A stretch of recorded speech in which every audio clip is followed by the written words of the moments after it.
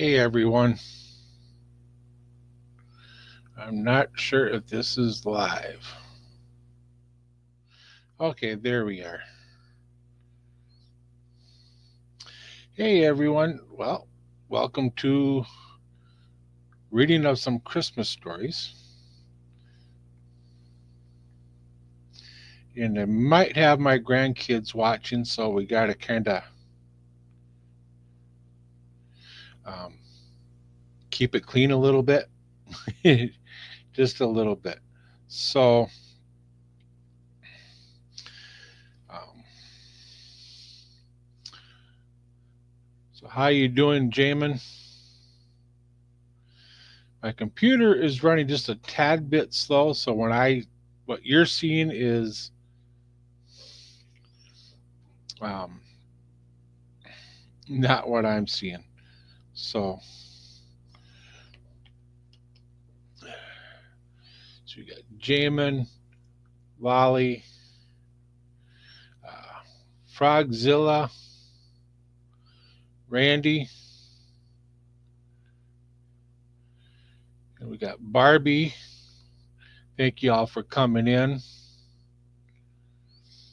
And we'll get right to it. I also have one request, and that's for the Cajun Night Before Christmas. I read it a few times today, and I'm sitting there like, this is going to be interesting. I'll get through it, but it's going to be interesting. Um, Dark Soul sent me that, would like me to read that tonight. So I'll finish up with the night before Christmas, the regular one. But I figured I'd start out with um, Frosty the Snowman,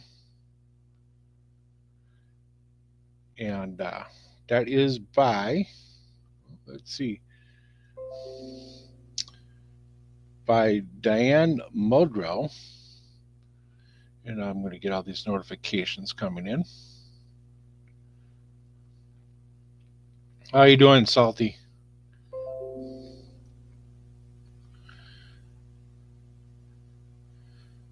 And how you doing, sick bastard? T-Bone.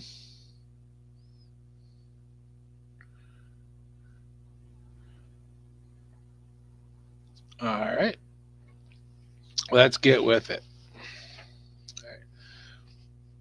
It all started with the snow, the first snow of the season. As every child knows, there is a certain magic to the very first snow, and when it falls on the day before Christmas, something wonderful is bound to happen. Children, back to your seats, called the teacher. The snow can wait. I've hired Professor Hinkle, the magician, to entertain us for the Christmas party. Unfortunately, Professor Hinkle was just about the worst magician in the world. And so I put the eggs into my magic hat, and Professor Hinkle, abracadabra, and Viola, the eggs have turned into a mess. Where is my rabbit? Hocus Pocus, where are you? He didn't know that his rabbit, Hocus Pocus, was hiding in the hat. I do apologize for the little glare at the top of the screen. I have to have that light on, otherwise, I won't be able to see what I'm reading. um, the only thing this hat is good for is a trash can, said Professor Hinkle. But the hat didn't stay in the trash for long. The hat, with Hocus Pocus underneath, hopped out the door. That was when the bell rang. The children were free for the whole Christmas holiday.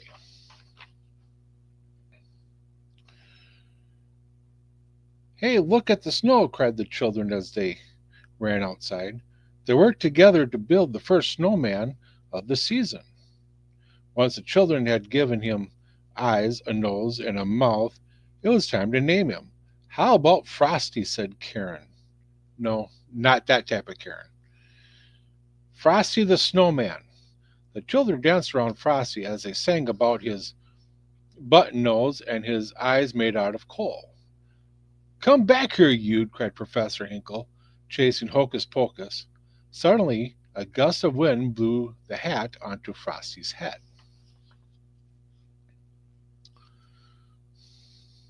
Happy birthday, said the snowman. Karen gasped and said, that hat brought Frosty to life. It must be magic. When Professor Hinkle heard that, he wanted the hat back. But it's not yours anymore, protested Karen. This hat will make me a millionaire, said the greedy magician, taking the hat back. Hocus Pocus felt that the hat really did belong to Frosty, so he hopped back to Frosty and the children as fast as he could to return the magic hat. Happy birthday, said Frosty again as soon as the hat was placed on his head. Hey, I said my first words. I'm alive. What a neat thing to happen to a nice guy like me. The magic hat made Frosty dance around. The children cheered as Frosty began to laugh and play with them. There had never been such a wonderful winter day. How you doing, American Uncensored? How you doing, Shocker Sis? Motobomb. Greg, good. Welcome to everyone who just came in. When the sun peeked out from behind the clouds, Frosty exclaimed, "Oh, I am all wishy-washy. I'm starting to melt." The children knew they needed to take Frosty someplace where he'd never melt, like the chilly North Pole or my freezer, if it was big enough. They decided to go to the railroad station to find a train for Frosty. Let's have a parade through town, shouted Frosty. Come on, kids, follow the leader. As soon as it was time for the train and Frosty to leave, I'll go with you, Frosty, said Karen. I'm sure I'll be back in time for supper. Karen, Frosty, and Hocus Pocus jumped into the refrigerated boxcar on a freight train headed north. No one saw Professor Hinkle sneak under the train car and hold on. A refrigerated boxcar in a splendid way to travel. Splendid, that is, if one is a snowman or a furry-coated rabbit, but for a little girl like Karen, it was just too cold. So when the freight train made a stop, Frosty got them all out. No one saw Professor Hinkle jump off too. Frosty took Karen and Hocus Pocus to a wooded glen where they found animals decorating the trees for their big celebration. They knew Santa Claus was coming that night. After Hocus Pocus spoke to the animals, they agreed to build a campfire to keep Karen warm. But it didn't take long for Professor Hinkle to catch up with the friends. Get on my shoulders, Karen, cried Frosty. Frosty, since he was made of snow, was the fastest belly whopper in the world. Soon, he and Karen were sliding down a hill, leaving that greedy Professor Hinkle far behind. At the bottom of the hill was a tiny greenhouse for growing tropical poinsettias for Christmas. It was a perfect place for Karen to stay warm. Now, you've seen that special Frosty the Snowman? Yeah, this is all pictures and everything of that TV special. As a matter of fact, it's the exact story. Frosty, you'll melt in here, said Karen.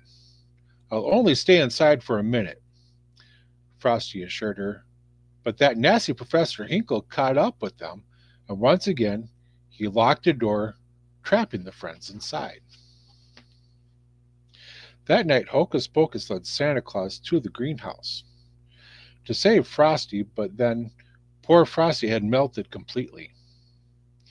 Don't cry, Karen, said Santa kindly. Frosty's not gone for good. You see, he was made out of Christmas snow. You can bet your boots that when a good jolly December wind blow kisses it, it will turn into Christmas snow all over again. Just watch. Santa opened the door, and when the wind whirled in and out, Frosty was back. Santa was about to place the magic hat on Frosty's head when Professor Hinkle shouted, "I want that hat, and I want it now." Santa replied, "If you touch this hat, I'll never bring you another Christmas present. Go home right now and write, 'I am very sorry for what I did to Frosty 100 zillion times.' Then maybe, just maybe, you'll find something under your stocking. Find something in your stocking tomorrow morning." Professor Hinkle was very sorry indeed. He ran straight home to start writing. "Happy birthday," said Frosty once more. Karen was happy to see her friend again. But now it was time to go home. Santa put Karen in his sleigh and promised her that he would take Frosty back to the North Pole with him. Karen hated to say goodbye to Frosty, but Santa said that Frosty could return every year with the magical Christmas snow. Frosty waved goodbye as he hurried on his way. He shouted a promise to return the following Christmas, and every year he did just that. Merry Christmas.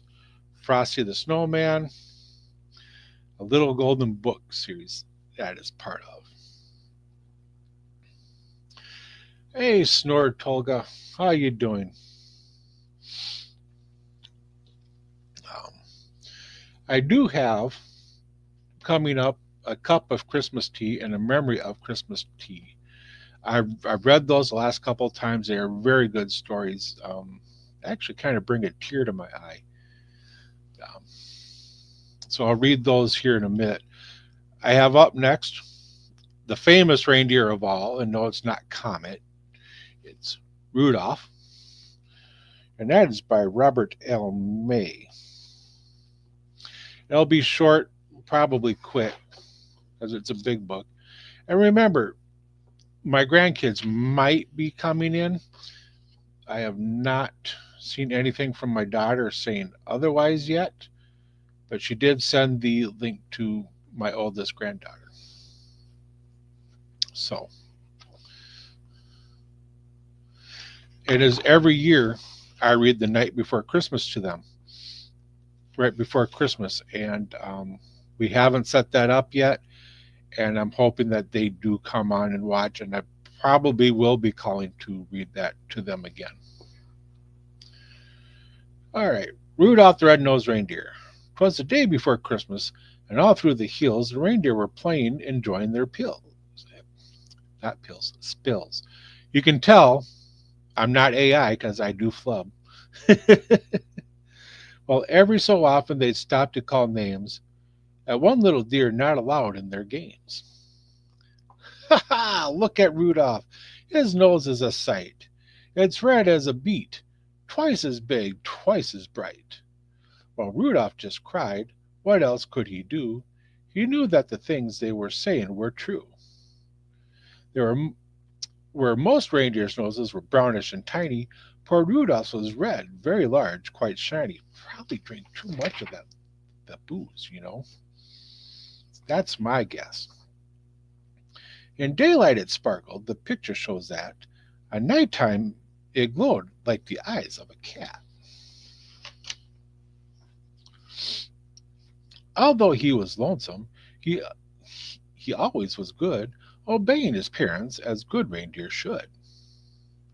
That's why on this day Rudolph almost felt playful.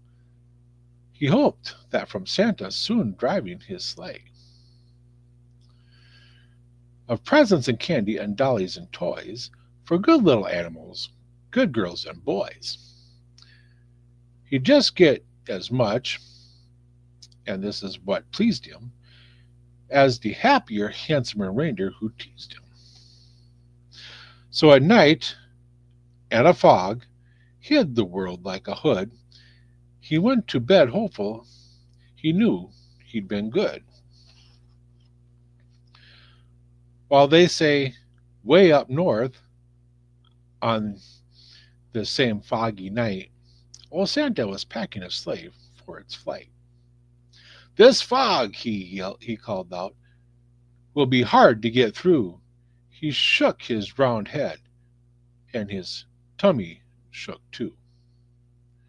Without any stars or moon or compass, this extra dark night is quite likely to swamp us. To keep from a smash up, we'll have to fly slow. To see where we're going, we'll have to fly low. We'll steer by the street lamps and houses tonight in order to finish before it gets light. Just think how the boys and girls' hopes would be shaken if they didn't reach 'em before they awaken. How you doing, Process? Merry Christmas to you.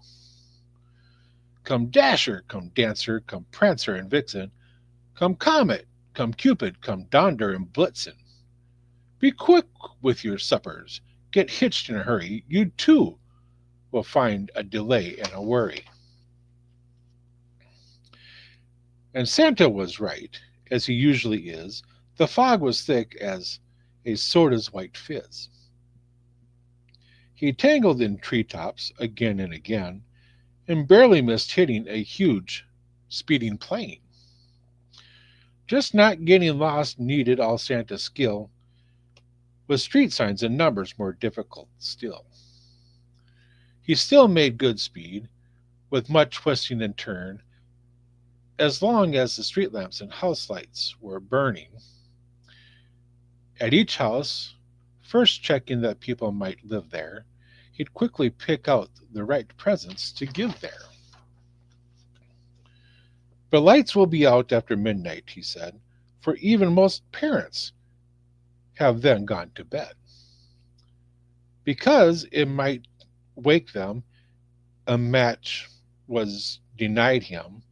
Oh my, how he wished for just one star to guide him. Through dark streets and houses, old Santa did poorly. He now picked the presents more slowly, less surely. He really was worried, for what would he do if folks started waking before he was through? The night was still foggy and not at all clear when Santa arrived at the home of the deer.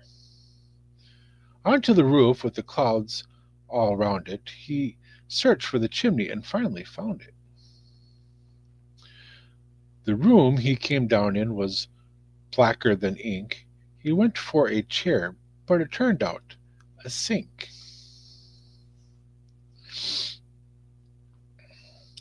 The first reindeer bedroom was very black.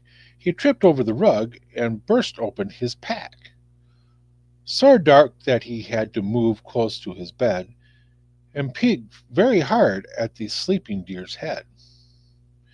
Before he could choose the right kind of toy, a doll for a girl or a train for a boy. But all this took time and filled Santa with gloom while fleeing his way toward the next reindeer's room. The door he'd just opened, when to his surprise a soft glowing red-colored light met his eyes. The lamp wasn't burning. The light came instead from something that lay at the head of the bed. And there lay, but wait now, what would you suppose the glowing, you've guessed it, it was Rudolph's red nose. So this room was easy, this one little light. Let Santa pick quickly the gifts that were right. How happy he was till he went out the door. The rest of the house was as black as before, so black that it made every step a dark mystery. And then came the greatest idea in all history. He went back to Rudolph and started to shake him, of course very gently, in order to wake him. And Rudolph could hardly believe his own eyes. You just can't imagine his joy and surprise.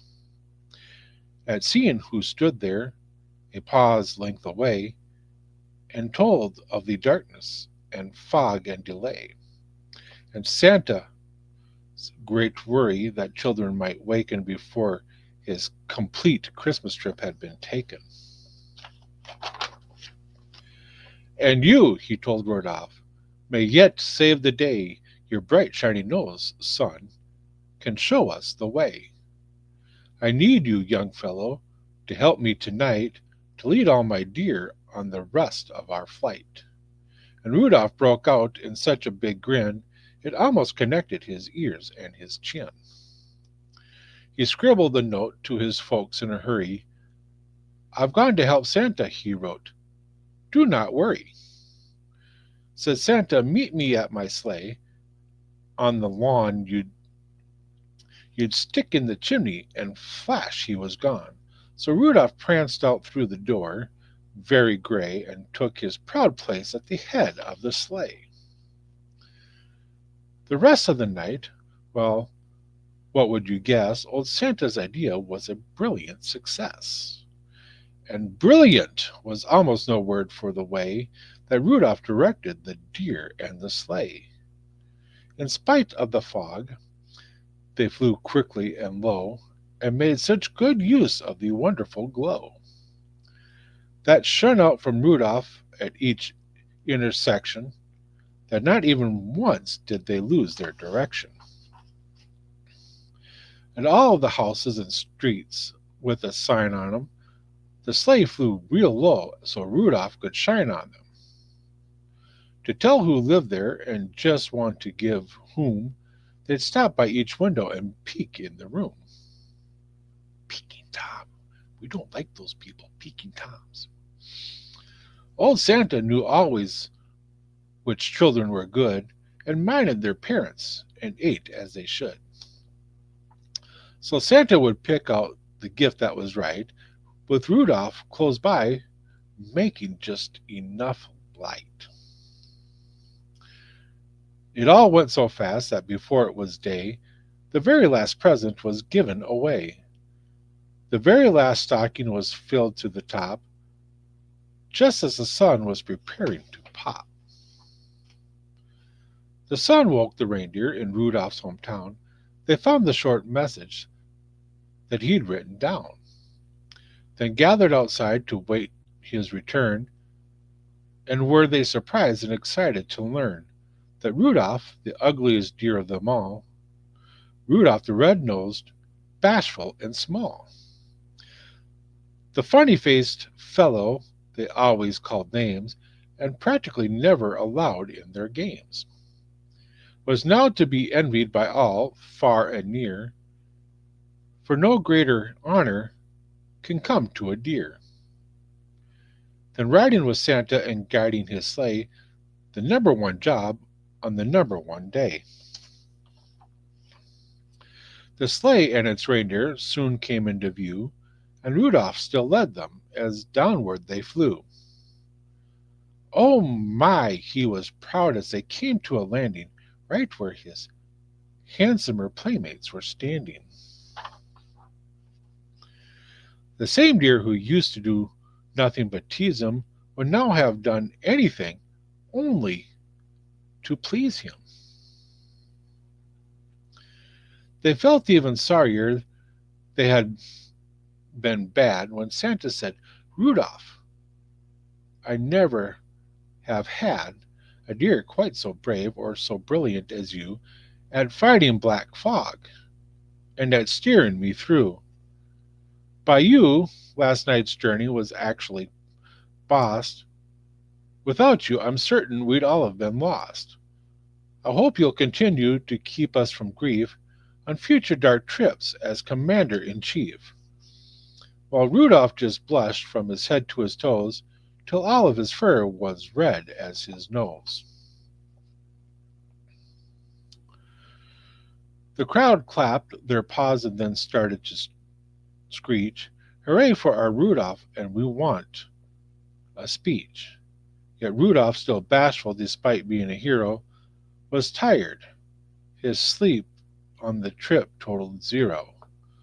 So that's why His speech was quite short and not bright. Merry Christmas to all, and to all a good night. That is Rudolph the Red-Nosed Reindeer. And okay, I put that one there. Um, I see oh,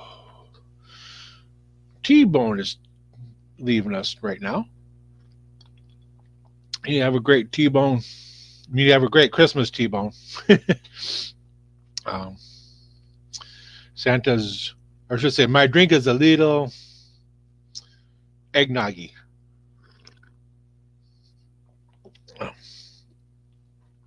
So, all right. I was thinking of a few other um, stories to read, and because I was thinking of time constraint and stuff, there's some that I did leave out, and I will pick up again next year. Um, so, this one is a cup of Christmas tea. Again, this one brings a tear to my eye. Both books, because yeah, you'll find out. At last, the yearly Christmas race. Oh, I'm sorry. Cup of Christmas Tea by Tom Haig. At last, the yearly Christmas race was in the clubhouse turn. The cards were in the mail, all the gifts beneath the tree, and 30 days reprieve till Visa could catch up with me. And though smug satisfaction seemed the order of the day, something still was nagging me and would not go away. A week before, I got a letter from the old great aunt. It read, "Of course, I'll understand completely if you can't, but if you find you have some time, how wonderful if we could have a little chat and share a cup of Christmas tea."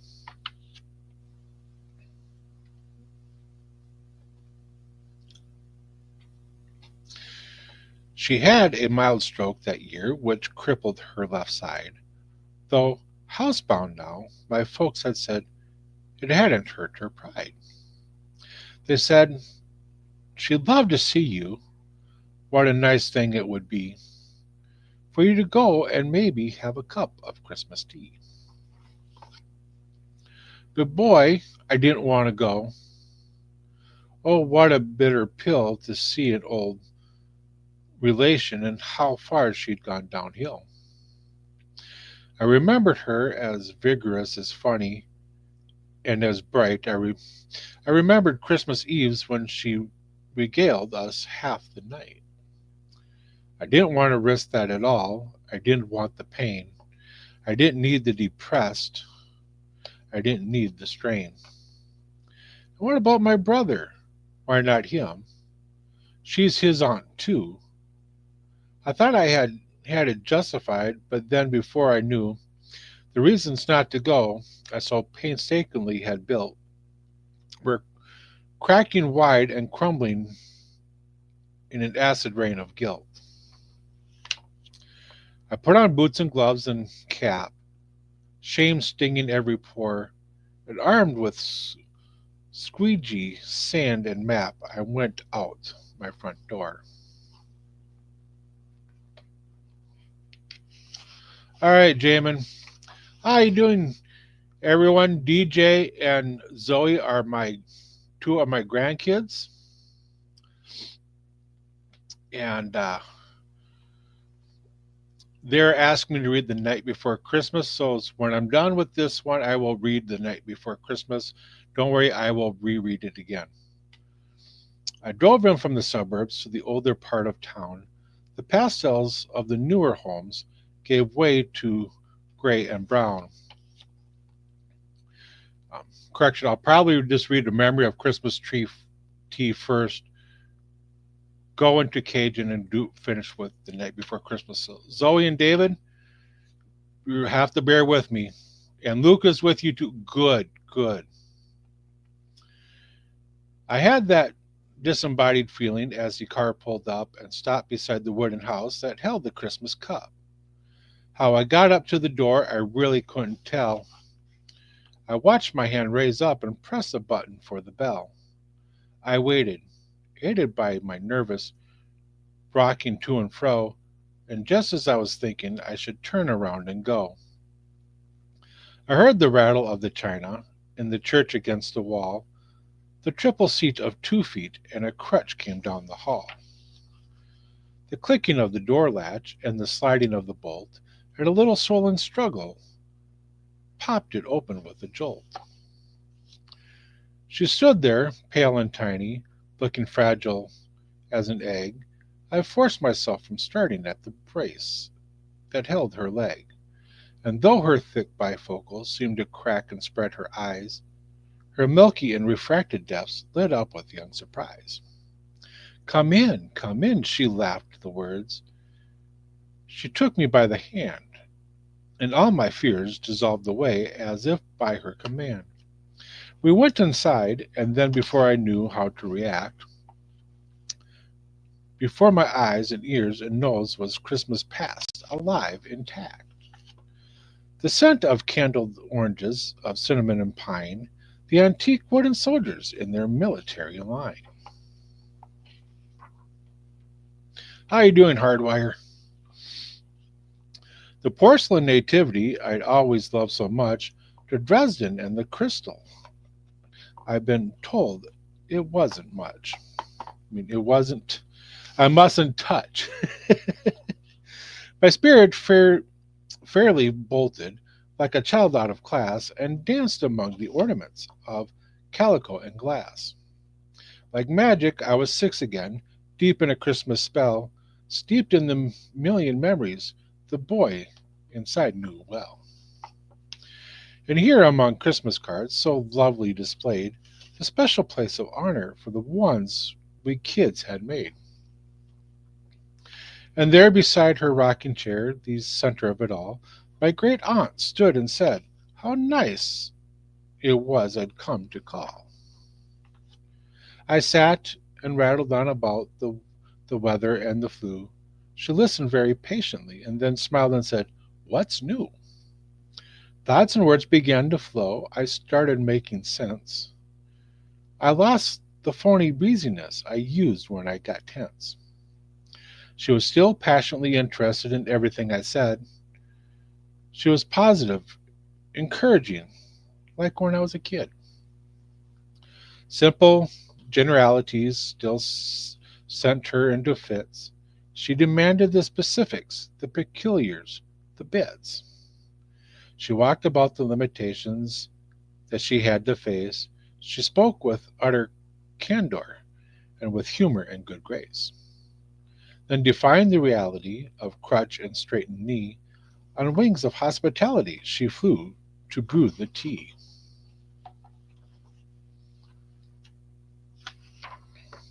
I sat alone with feelings that I hadn't felt in years. I looked around at Christmas through a thick, hot blur of tears. And the candles and the holly she'd arranged on every shelf, the possibility good cookies she still somehow baked herself. But these rich, tactical memories became quite pale and thin when measured by the Christmas my great aunt kept within. Her body halved and nearly spent, with my great aunt was whole. I saw a Christmas miracle, the triumph of a soul. The triple beat of 2 feet and a crutch came down the hall, the rattle of the china in the hutch against the wall. She poured 2 cups, she smiled, and then she handed one to me, and then we settled back and had a cup of Christmas tea. That is A Cup of Christmas Tea by Tom Haig.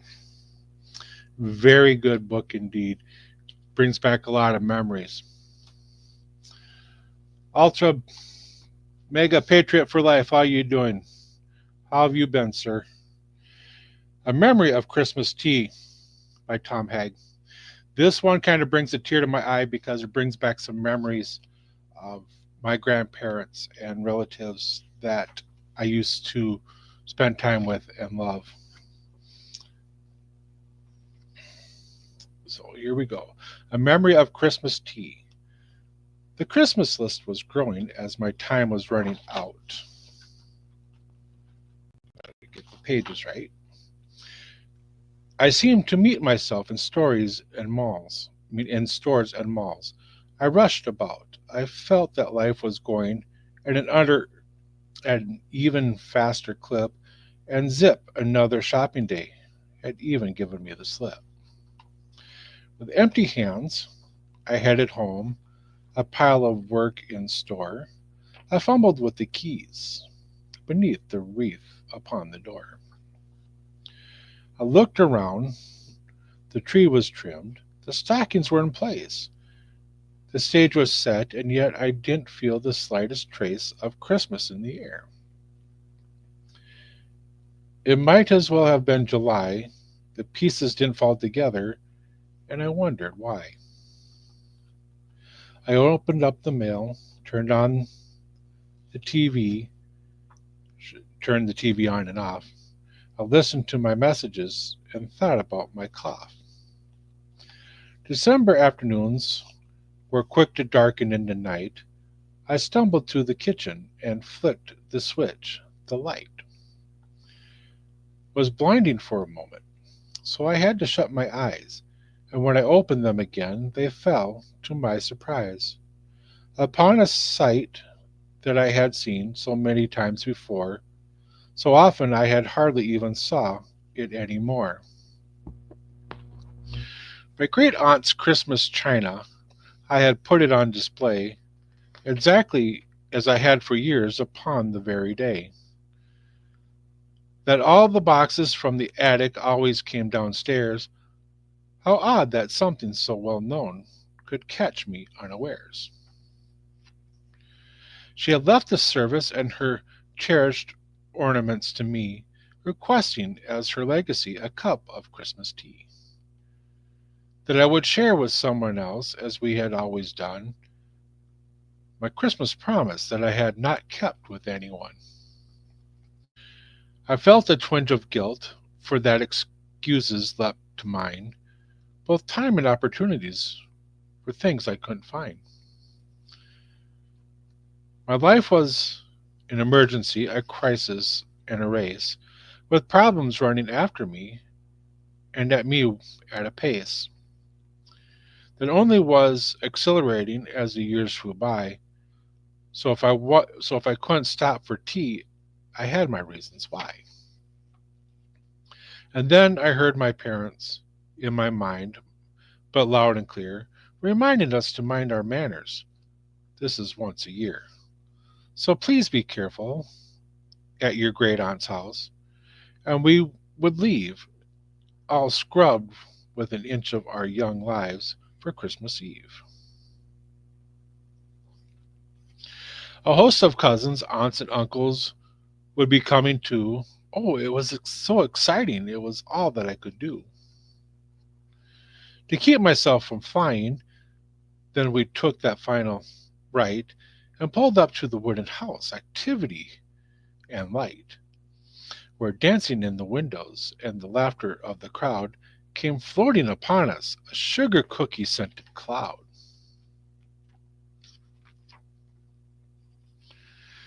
Come in, she laughed the words. She took me by the hand, and Christmas Eve began again, as if by her command. The years went by, and phrases such as, My, how have you grown? Became she really shouldn't try to do all this alone. Yet on and on she went, the last to sit, the first to rise, my great aunt with her family in dresses, coats, and ties. Then came her final dinner by the fragrant balsam fir, but Father Time, who claims us all, had quite a time with her. Though delicate and fragile as a fine bone china cup, no matter how he troubled her, she kept on looking up. And when at last she brewed her final cup of Christmas tea, she didn't do it for herself. I know it was for me. I saw her look me in the eye and ask of me, "What's new?" And I remember telling her of all I meant to do. I know that she believed me and believed in me in spite of times that I had failed her. As I nearly had that night, I had taken her for granted, and I grew into my prime. And now my old great aunt had lost the luxury of time. I didn't know that this would be our final cup of tea. I only knew that my great aunt was listening to me. She listened so that I could never choose to waste my days by going through the motions in a dim, unfeeling haze. She listened, spending down her last reserves of inner strength that I might never settle of self pitying at length, or hide behind my busyness, or use my hurts and fears to justify the compromise of conscience through the years, or ever be so ugly as to judge another soul, to put my greed and selfishness ahead of self control, or dwell upon the negative, or wait for life to prove that everything would go my way before I dared to move. She didn't wish me money, she didn't wish me fame, she didn't care if throngs of people ever knew my name. She gave her final prayer that I might finally arrive in faith I could make it and find truth and come alive. Look into another's eyes, I just really see I do for just one person that great aunt did for me. I thought I heard a car pull up, and then I checked the clock. I had to start my pile of work, and then came a knock.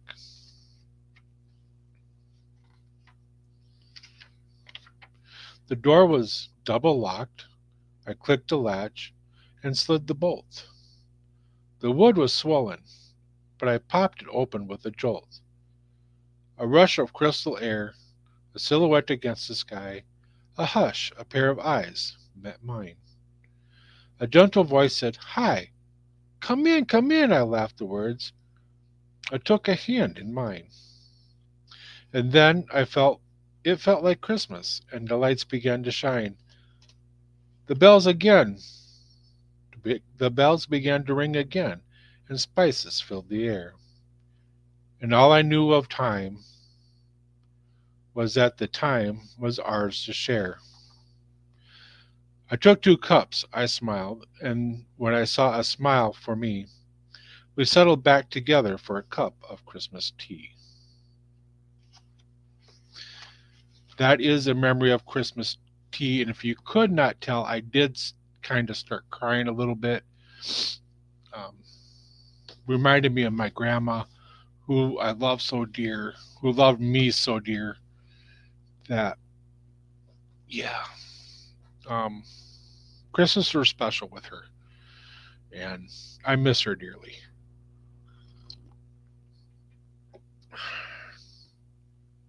All right, on to okay, DJ Zoe and Luke. Are you still here with us? How you doing, Ray?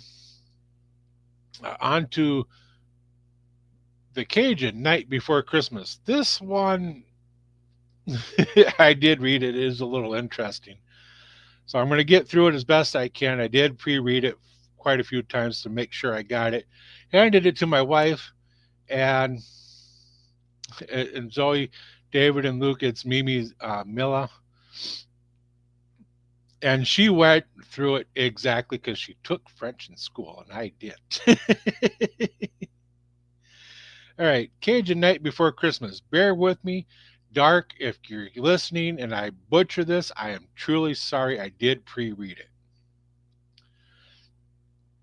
'Twas the night before Christmas, and all through the house, they don't a thing pass, not even a mouse. The cheerin' been nuzzle good snug in the floor, and Mama passed the pepper through the crack in the door. The mama in the fireplace done roast up the ham, set up the gumbo, and make the baked ham. Then out of the bayou they got such a clatter, make sound like old Boudreaux done fall off his ladder.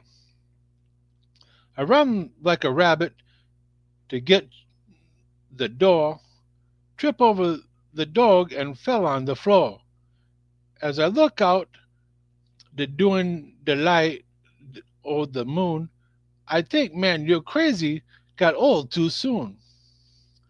'Cause there on the bayou, when I stretch my neck stiff, there's 8 alligator a pulling the skiff, and a little fat drover with a long pulling stick.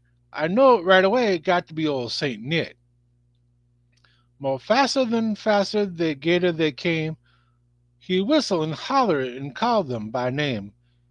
Hey Gaston, hey Tiboy, hey Pierre and Elsie, G Ninette, G Suzette, Celeste and Renee. To the top of the porch, to the top of the wall, make crawl, alligator, and be sure you don't fall. Like Tante flows and can't through the treetop he fly, when the big old hound dog come a run his by.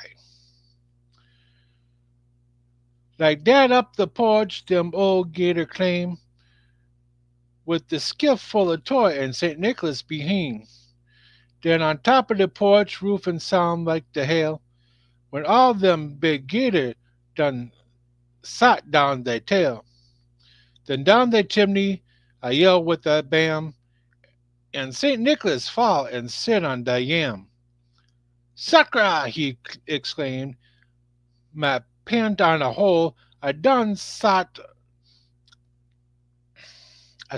to myself on the red hot coal. He got on his foot and jumped like the cat out the floor where he landed with a splat. He was dressed in muskrat from his head to his foot, and his clothes is all dirty with ashes and soot. A sack full of plating he throw on his back. He looked like a burglar, and that's for a fact. His eyes, how they shine, his dimples, how merry. May maybe he been drink the wine from the blackberry. His cheek was like a rose, his nose a cherry. On second thought, maybe he'd lap up the sherry. With snow white chin, whisker, and quivering belly, he shook when he laughed like a strawberry jelly.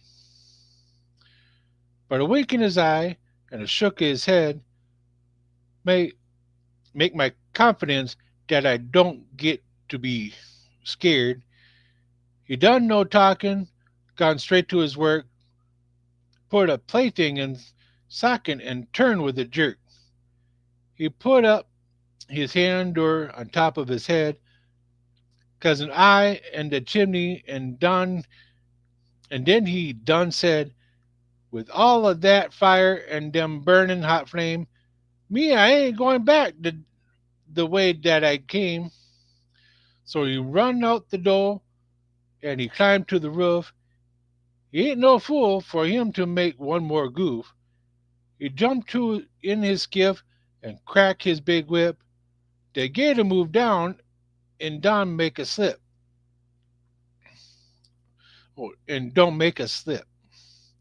And I hear him shout loud as a splash and he go, Merry Christmas to all till I saw you some more. And that I do believe is the oh Trose Clare, I think, is the author. But there it is, the Cajun Night Before Christmas. I hope I didn't butcher it too bad. Being from Minnesota, it kind of sounds like northern Minnesota to me. And those of you down south, I am sorry if I butchered it. You know what I was saying.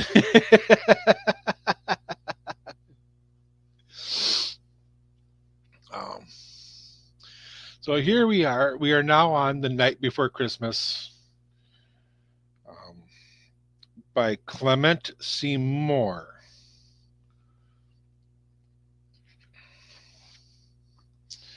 All right. The Night Before Christmas. And before I continue reading, before I read this one, um, I just want to say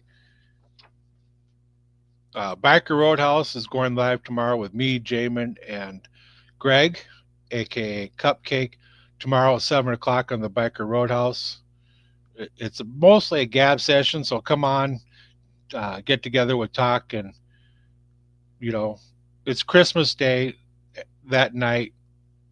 Most of us are going to be tired with our families, want something to do, so it's an option to come on and just come and talk and join us.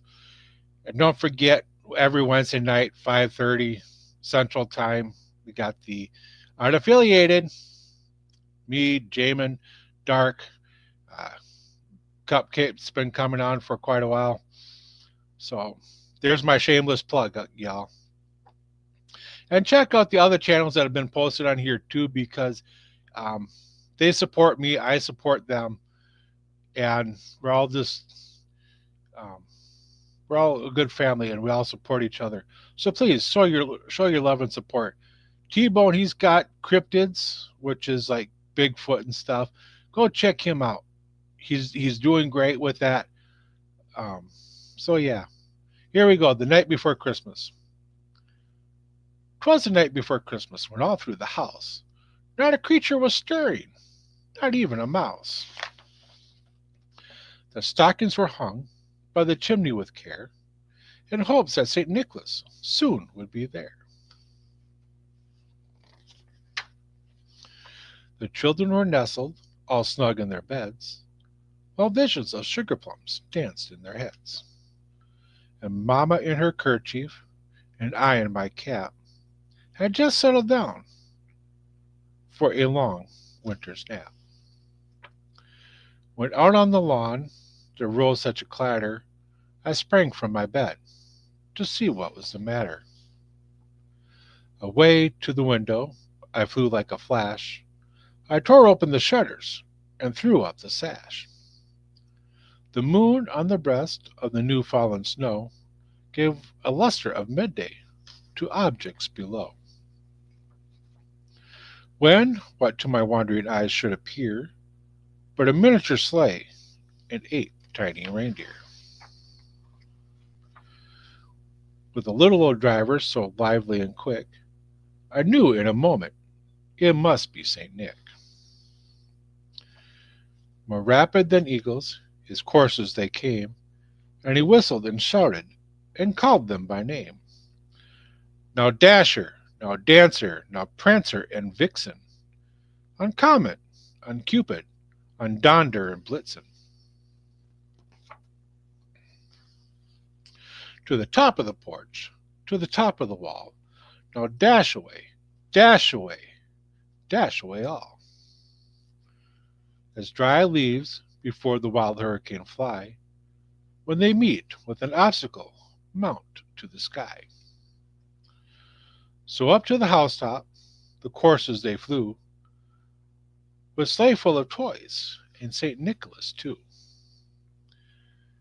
And then in a twinkling I heard on the roof the prancing and pawing of each little hoof. So I drew in my head, and was turning around. Down the chimney St. Nicholas came with a bound. He was dressed all in fur from his head to his foot, and his clothes were all tarnished with ashes and soot.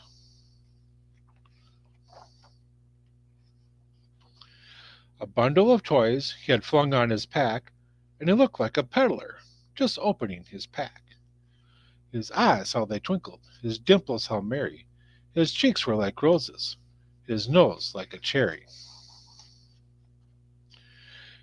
His droll little mouth was drawn up like a bow, and the beard on his chin was as white as the snow. The stump of a pipe he held tight in his teeth, and the smoke it encircled his head like a wreath. He had a broad face and a little round belly that shook when he laughed like a bowl full of jelly. How you doing, Gunpowder? How you doing, Nitro? How you doing, brother? How's Brat doing these days? And that's not a good thing there. Hope your son comes out all right. He was he was chubby and plump, a right jolly old elf. I thought when I saw him, in spite of myself. A wink of his eye and a twist of his head soon gave me to know I had nothing to dread.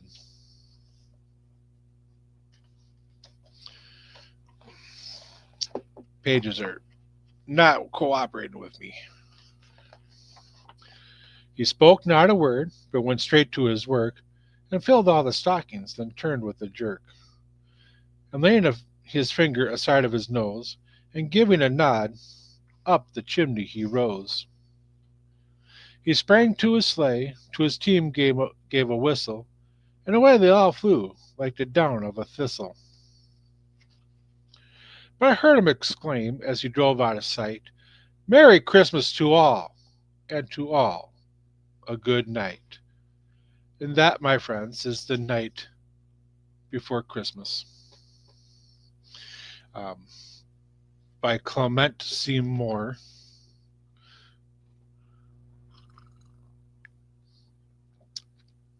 Sorry, all the throat's getting a little dicey, so I have to drink my extra special eggnog.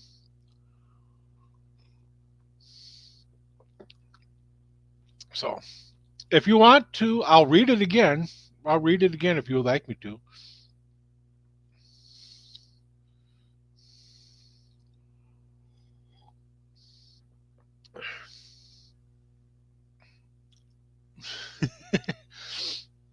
Oh, you're both Nitro. I call you Nitro, and then Gunpowder, I call Gunpowder. So I don't get you too mixed up. All right. They want me to read it again, guys. So I will read it again the night before Christmas. Um,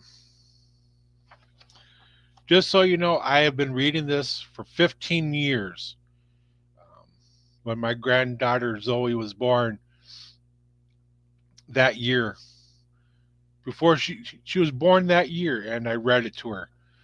Um, so yeah, actually 16 if you actually count it, because she wasn't one yet; she was just born. So I've been reading it for that long, and I can hope that I can continue to keep reading it every year. Um, to all of you, to my grandkids, Zoe, David, and Luke, and I hope to continue reading it to their kids when they have them. Yes, exactly, Zoe, for as long as you've been alive. Um, so, yeah, if you count the first time I read this to Zoe, it would be 16 years. So, I hope they keep reading it for years and years, because in the end, it's not me reading the stories; it's the memory of me reading these stories that everyone will cherish for a long time. I cherish my grandparents and the memories I have, so I hope this, you know, does the same. Here we go. Night before Christmas. Again. 'Twas the night before Christmas when all through the house not a creature was stirring, not even a mouse. The stockings were hung by the chimney with care, in hopes that St. Nicholas soon would be there. Again, you can tell I'm not AI. the children the children were nestled all snug in their beds, while visions of sugar plums danced in their heads. And Mamma in her kerchief, and I in my cap, had just settled down for a long winter's nap. When out on the lawn there rose such a clatter, I sprang from my bed to see what was the matter. Away to the window I flew like a flash, tore open the shutters, and threw up the sash. The moon on the breast of the new fallen snow gave a luster of midday to objects below. When what to my wandering eyes should appear but a miniature sleigh and 8 tiny reindeer, with a little old driver so lively and quick, I knew in a moment it must be Saint Nick. More rapid than eagles, his coursers they came, and he whistled and shouted and called them by name. Now Dasher, now Dancer, now Prancer and Vixen, on Comet, on Cupid, on Donder and Blitzen. To the top of the porch, to the top of the wall, now dash away, dash away, dash away all. As dry leaves before the wild hurricane fly, when they meet with an obstacle, mount to the sky. So up to the housetop, the coursers they flew, with sleigh full of toys, and St. Nicholas too. And then in a twinkling I heard on the roof the prancing and pawing of each little hoof. As I drew in my head and was turning around, down the chimney St. Nicholas came with a bound. He was dressed all in fur from his head to his foot, and his clothes were all tarnished with ashes and soot. A bundle of toys he had flung on his back, and he looked like a peddler just opening his pack. His eyes how they twinkled, his dimples how merry, his cheeks were like roses, his nose like a cherry. His droll little mouth was drawn up like a bow, and the beard on his chin was as white as the snow.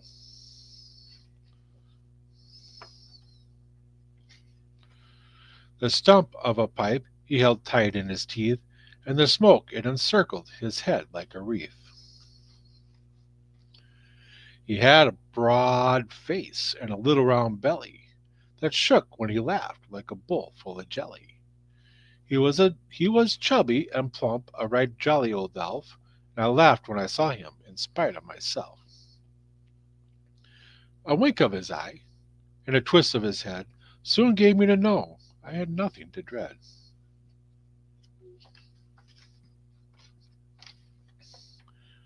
He spoke not a word, but went straight to his work, and filled all the stockings and turned with a jerk. And by laying his finger aside of his nose and giving a nod, up the chimney he rose. He sprang to his sleigh, to his team gave a whistle, and they all flew away like a down of a thistle. And I heard him exclaim, as he drove out of sight, Merry Christmas to all, and to all a good night. And that, my friends, is my live tonight. It's been an hour. Um, it's Christmas Eve, and I know a lot of you want to get back to your families, um, have Christmas, and share more time with your loved ones. So I thank you very much for taking a time out of your day to listen to me do some more reading. Next year, I will be doing the same thing, finish with the night before Christmas, but I'll include the Cajun night before Christmas as well. It's fun. From what I've been seeing, a lot of you guys love it. Um, so I'll include that again next year. I will keep doing, cup of Christmas tea in a memory of Christmas tea, but I'm going to include again um, Brat's Christmas reading that, or her book that she wrote. I don't remember it off the top of my head, but it has to do with magic and elves. So I'll include that one again, and I'll try to find some other ones that have not been read before or haven't done in a while, and I will do that again. Incorporate those in. Maybe I might go 2 hours long. as long as I got enough to drink and keep my throat clear. So, with that, everyone, you know, be nice to everyone. It shouldn't just be Christmas or a New Year thing or a holiday thing. It should be every day. Just be nice to everyone. Be nice to each other. If someone does something good for you, pay it forward and do something nice for somebody else. You know, we're all human. We're all people. We all make mistakes. But then we got Karen, Linda's, and George's, whatever you want to call them. But be nice to them too because it pisses them off. So, Shocker, this is special eggnog that I think you would like, especially when you put it in coffee. So, Merry Christmas to everyone, and y'all have a good night. Be safe and enjoy your night. Enjoy your holidays. Merry Christmas, everyone.